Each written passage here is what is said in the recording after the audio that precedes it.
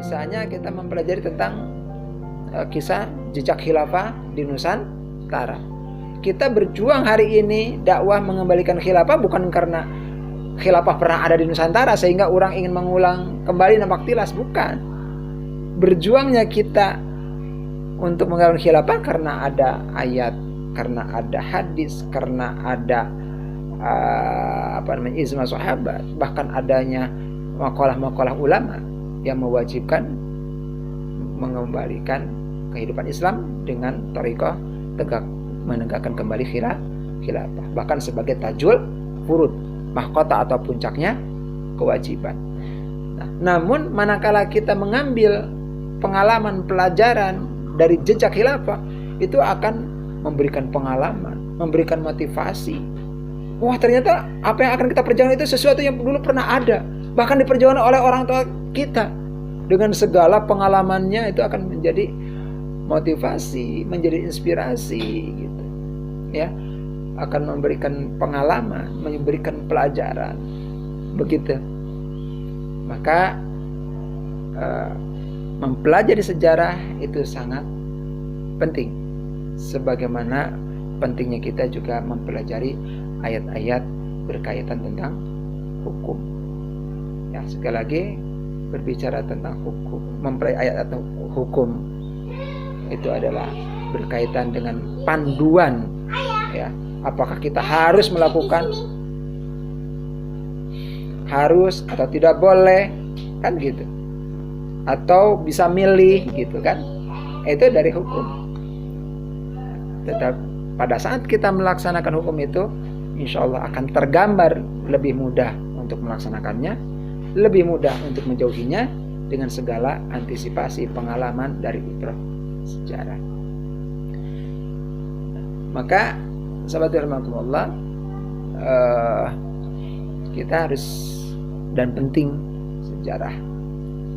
Seperti itu pula orang-orang kafir kemudian menghembuskan seruan sebaliknya, bahkan upaya sebaliknya, agar kita tidak memiliki motivasi, agar kita tidak bisa mengambil pelajaran, agar kita tidak bisa mendapat inspirasi dari pengalaman-pengalaman masa lalu. Kemudian mereka mengajak kita agar tidak penting mempelajari sejarah, bahkan melarang kita untuk mempelajari sejarah. Kurikulum konon akan dikosongkan dari sejarah, atau kalaupun sejarah versi yang salah sesuai dengan kepentingan mereka. Begitu. Ketika sejarah itu kan berbasis pada saksi, bukti, ya, atau kaul, ya, kila wakila. Mereka berupaya untuk memutus kisah kila wakila itu, katanya itu, wah itu mah bohong gitu kan. Ketika pun ada bukti, nggak ada cerita apa-apa, tapi ada bukti, kan orang bisa percaya bahwa pernah terjadi. Maka bukti pun juga dihilangkan kalau bisa. Kalaupun ada, ya dirusak dengan sedemikian rupa. Karena orang kafir tahu kalau kaum muslimin, kalau kita mendapati masa lalunya, bisa memahami sejarahnya, bagi mereka itu adalah bahaya. Bagi mereka itu adalah tantangan berat. Makanya mereka berupaya agar kaum muslimin itu tidak memandang penting tentang sejarah, agar kaum muslimin itu tidak mengetahui jejak masa lalu umat ini. Nah, selain merusak pangkalan militer, selain merusak pusat-pusat informasi, selain merusak hal-hal yang vital di negeri yang diduduki oleh orang kafir, di antara hal vital yang biasa mereka hancurkan adalah juga pusat-pusat bersejarah, museum-museum, atau bukti-bukti sejarah, atau buku-buku sejarah. Ya. Bagaimana misalnya Tartar menyerang Baghdad, dihancurkan itu. Buku-bukunya, pusat sejarahnya. Demikian juga pada saat Amerika menduduki Irak, kembali Baghdad juga sisa-sisa sejarah yang masih ada itu dimusnahkan juga. Ya. Gitu. Maka mereka menjauhkan kita dari sejarah. Nah, di antara kisah sejarah itu ada yang justru menjadi hukum bagi kita. Kalau tadi kan hanya ibrah, hanya sebuah sunnah yang ditempuh oleh orang-orang sebelum kita, yang itu menjadi pengalaman bagi kita, menjadi pembelajaran agar kita tidak melakukan kesalahan yang sama, agar kita tidak terpatuk 2 kali oleh ular di lubang yang sama, agar kita bisa juga mengulang kebaikan kalau itu kebaikan yang ada dalam sejarah. Nah, sahabat rahmatullah, ada sejarah yang justru itu adalah bagian dari hukum. Jadi isi sejarah itu adalah justru sesuatu yang harus kita lakukan dan mengikat kita. Sejarahnya apa? Sejarahnya siapa?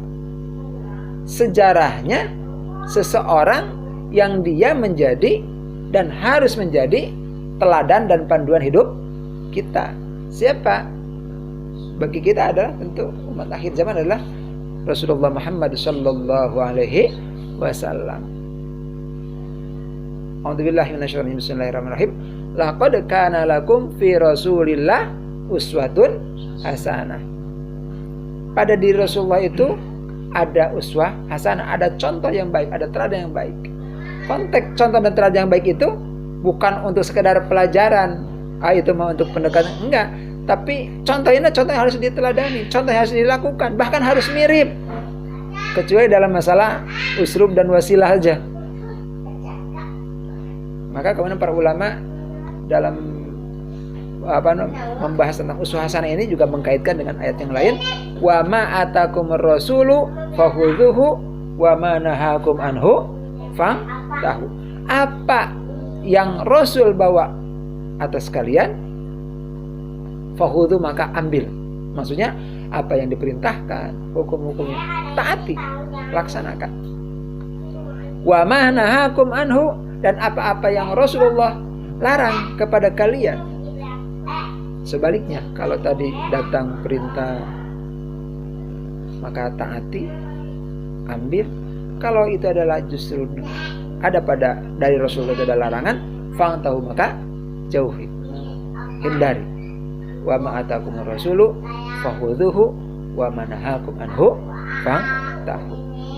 Apa yang diperintahkannya oleh Rasulullah laksanakan. Apa yang dilarang oleh Rasulullah, larangan dari Rasulullah, maka jauhi. Jadi mengambil ibrah atau mengambil uswah hasan Rasulullah itu adalah maknanya begitu. Bukan sekadar seperti kisah Nabi Yusuf yang itu menjadi pembelajaran, menjadi perbandingan. Tapi sejarah ini mah adalah berbicara kisah, sekaligus kisah itu adalah apa yang dilakukannya itu ada ibrah yang itu mengikat, karena itu bagian dari hukum, bagian dari syariat, bahkan bagian dari sumber hukum, gitu ya. Siap apa? Yakni uswah hasanah yang ada pada perjalanan Rasulullah Sallallahu Alaihi Wasallam. Sirah Nabawi itu adalah tentang sejarah, tentang perjalanan Nabi Muhammad Sallallahu Alaihi Wasallam. Jadi perjalanan kenabian, tapi itu pun juga tidak semua gitu yang berkaitan dengan kenabian. Bukan apa yang pernah dilakukan, apa yang pernah dijalani, sebab nanti insyaallah dalam kitab Nizam Islam nanti ada taisi ya af'ali Rasul. Nah, ternyata tidak semua apa yang terungkap dalam sejarah Rasul itu, apa yang pernah dijalani atau dilakukan Rasulullah itu kemudian menjadi syariat. Ada yang dilakukan pernah disaksikan oleh sahabat pada diri Rasul itu adalah bisa itu hukum bagi Rasulullah saja, disebutnya hukum khususiyat. Apa sih kalau tentang ini? Misalnya apa yang paling menarik tentang poligami? Tapi poligami yang lebih dari 4. Kalau poligami yang sampai 4, nah itu bagian dari syariat, ya, masna wa sulasa wa ruba.